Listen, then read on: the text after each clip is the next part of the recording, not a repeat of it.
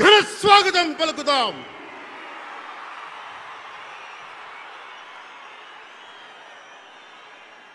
రెండు 2014 తిరుపతి బాలాజీ ఆశీస్సులతో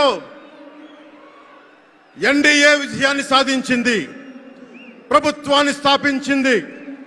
2024లో దుర్గమ్మ తల్లి ఆశీస్సులతో మొదలు పెడుతున్నాం.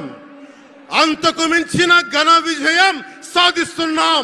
ఎన్డీఏ ప్రభుత్వాన్ని స్థాపిస్తున్నాం.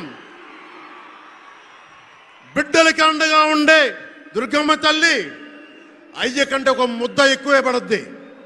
అలాంటి తల్లి ఆశీస్సులతోటి మన ప్రభుత్వాన్ని స్థాపించే దిశగా వెళ్తున్నాం.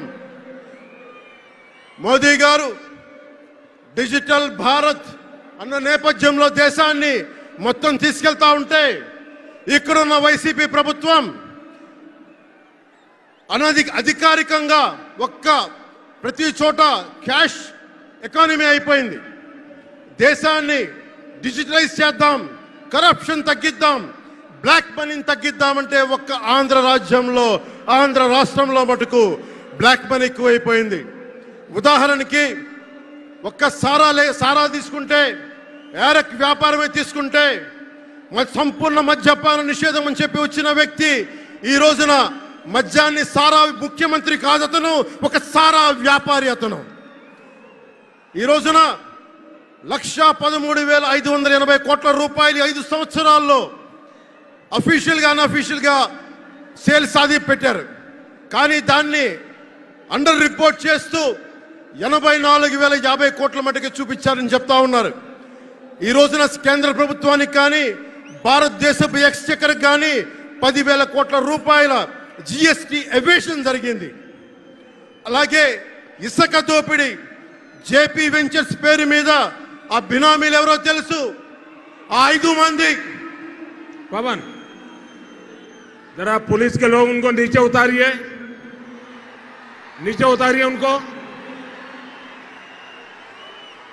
बिजली के तार हैं, आप क्या कर रहे हैं वहां? Please come down.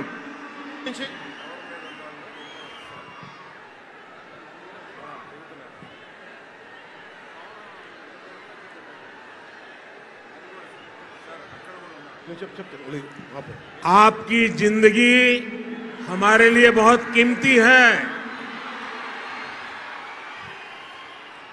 प्लीज नीचे आइए। आप मीडिया वालों ने आपकी फोटो ले ली है, आप नीचे आइए।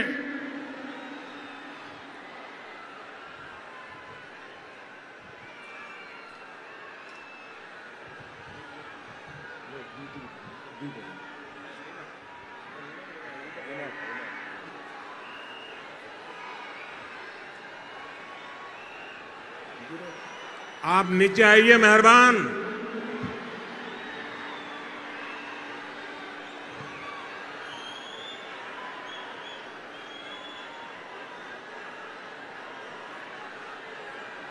यहां जो पुलिस के लोग होंगे इन सभी टावर पे जरा केयर करें। इस पे बिजली के तार हैं, अगर कुछ गलत हो गया तो हमारे लिए बहुत पीड़ादायक होगा।